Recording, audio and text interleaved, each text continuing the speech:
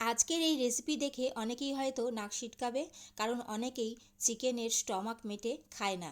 কিন্তু যারা খায় তারা জানে এর স্বাদ কতটা। তাদেরকে আর নতুন করে বলার কিচ্ছু নেই। আর শীতকাল পড়েছে, স্টমাক কষা খাবো না তা তো হতেই পারে না। এর আগেও আমি তোমাদের সাথে স্টমাক কষার রেসিপি শেয়ার করেছি আমার চ্যানেলে।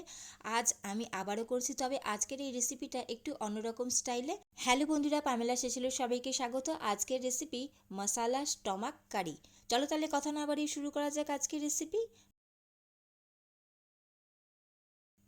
আমার দিদির গিফট করা পুষ্য পারে আজ আমি প্রথমবার রান্না করছি। আর যেহেতু আমি স্টমাকের কারি বানাচ্ছি, তাই পেঁয়াজটা এখানে খুব মিহি করে কুচিয়ে নিতে হবে। আর এটা ইউজ করা কিন্তু খুবই ইজি, খুব তাড়াতাড়ি এটাতে পেঁয়াজটা মিহি করে কুচানো হয়ে যায়। আমার ঠিক এতটাই মিহি পেঁয়াজের দরকার, আমি করে নিয়েছি। এখন চলে যাব পরবর্তী পর্যায়ে। সবার প্রথমে আমি একটা মশলা বানিয়ে নেব। তার জন্য আমি পরিমাণ মতন গোটা ধনে, গোটা জিরে, শুকনো লঙ্কা, গোটা গরম মশলা, এলাচ, লবঙ্গ, দারচিনি আর গোটা গোলমরিচ নিয়েছি। এগুলো আমি সবার প্রথমে শুকনো খোলায় ভালো করে ভাজা করে নেব। তারপর এটা আমি গুঁড়ো করে নেব। আর এই মশলাটাই আমি কারি বানাতে ইউজ করব। আর এর সাথে আমি সামান্য একটু নুন দিয়ে দিয়েছি। মশলাটা আমি ভালো করে ভাজা করে নিয়েছি। এখন শিলনোড়াতে ভালো করে এটা গুঁড়োও করে নিয়েছি। এখানে আমি স্টমাকটা ভালো করে ধুয়ে পরিষ্কার করে রেখে দিয়েছি। আর এর সাথেই আছে মেটে, যেটা আমি আলাদা করে রেখেছি, কারণ এটা আমি রান্নাতে পরে ব্যবহার করব। এখানে কিন্তু শুধুমাত্র স্টমাক আর মেটেই আছে, কারণ এই দুটো ছাড়া আরও কিছু হয় যেগুলো আমরা খাই না, তো সেগুলো কেনা হয় না, এই দুটোই খাওয়া হয়, তাই এই দুটো দিয়েই আমি রান্নাটা করছি। অন্যদিকে কড়াইতে তেল গরম করতে বসিয়ে দিয়েছি। তেল গরম হয়ে গেছে। এখন কুচো করা পেঁয়াজটা আমি এর মধ্যে দিয়ে দিলাম। আর পেঁয়াজটা একটু নরম হওয়া পর্যন্ত আমি এটা ভাজা করে নেব। পেঁয়াজটা আমি অর্ধেক ভাজা করে নিয়েছি। এখন এর মধ্যে আমি আদা, রসুন, কাঁচা লঙ্কার পেস্ট বানিয়ে রেখেছিলাম, সেটা দিয়ে দিচ্ছি। এখন আদা রসুনের কাঁচা গন্ধ না যাওয়া অবধি আমি এটা ভালো করে পেঁয়াজের সাথে কষিয়ে নেব। আদা রসুন ভালো করে কষিয়ে নিয়েছি। এখন আমি এর মধ্যে সামান্য একটু টমেটো কুচি অ্যাড করে দিলাম।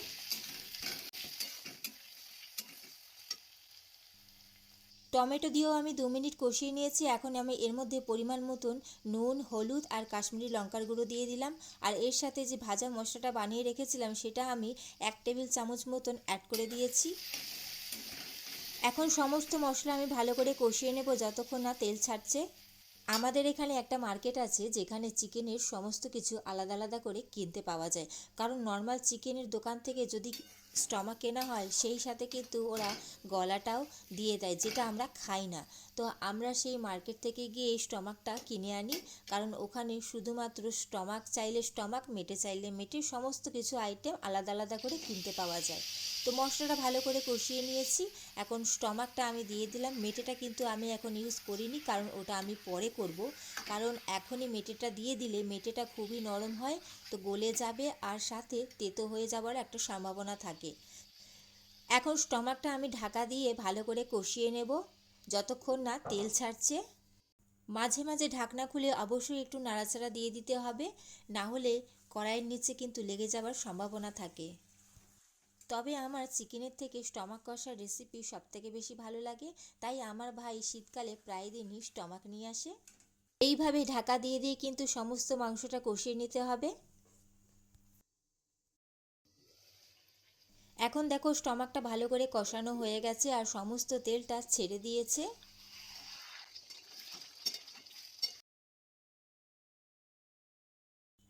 এখন এর মধ্যে আমি মেটেটা দিয়ে দেব। মেটেটা দিয়ে আমি আরও 10 থেকে 15 মিনিট আর একটু ভালো করে কষিয়ে নেব।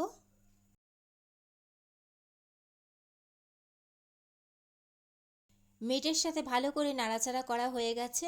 এখন এটা আবার আমি ঢাকা দিয়ে 10-15 মিনিটের জন্য কষিয়ে নেব।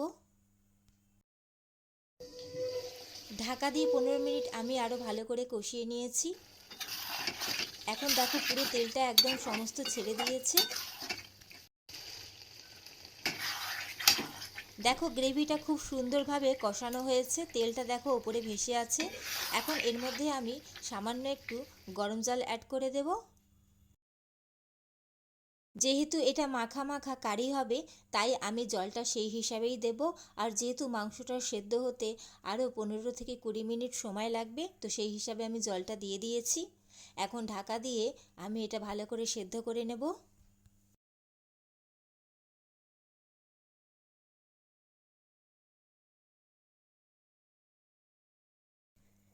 মাংসটা অলমোস্ট সেদ্ধ হয়ে গেছে। এখন এর মধ্যে আমি ধনেপাতা কুচি ছড়িয়ে দিচ্ছি। ভালো করে নাড়াচাড়া করে এটা আমি ঢাকা দিয়ে আরও 5 মিনিট ফুটিয়ে নেব, তাহলেই তৈরি হয়ে যাবে স্টমাক।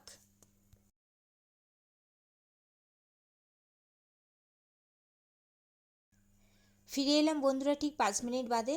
আর এখন মাংসটা পুরোটাই সেদ্ধ হয়ে গেছে। আর প্রথমে যে ভাজা মশলাটা বানিয়েছিলাম, তোমরা যদি চাও সেটা এখনও একটু ইউজ করতে পারো। আমি টেস্ট করে দেখেছি সমস্ত কিছু ঠিক আছে, তাই আমি আলাদা করে আর সেই মশলাটা অ্যাড করলাম না। তো এখন আমি গ্যাসের ফ্লেমটা অফ করে দেব, কারণ মাংস পুরো একদম রেডি হয়ে গেছে। ফাইনালি বন্ধুরা রেডি হয়ে গেল মশালা স্টমাক কারি। কেমন লাগলো তোমাদের এই সমস্ত ঘরোয়া উপকরণ দিয়ে বানানো আজকের এই রেসিপি? সেটা অবশ্যই কমেন্ট করে জানবে। ভালো লাগলে অবশ্যই লাইক কমেন্ট শেয়ার করে দিও, এবং অবশ্যই আমার চ্যানেলটি সাবস্ক্রাইব করে আমার পাশে থেকো। চলো তাহলে আজকের মতন আসি, টাটা।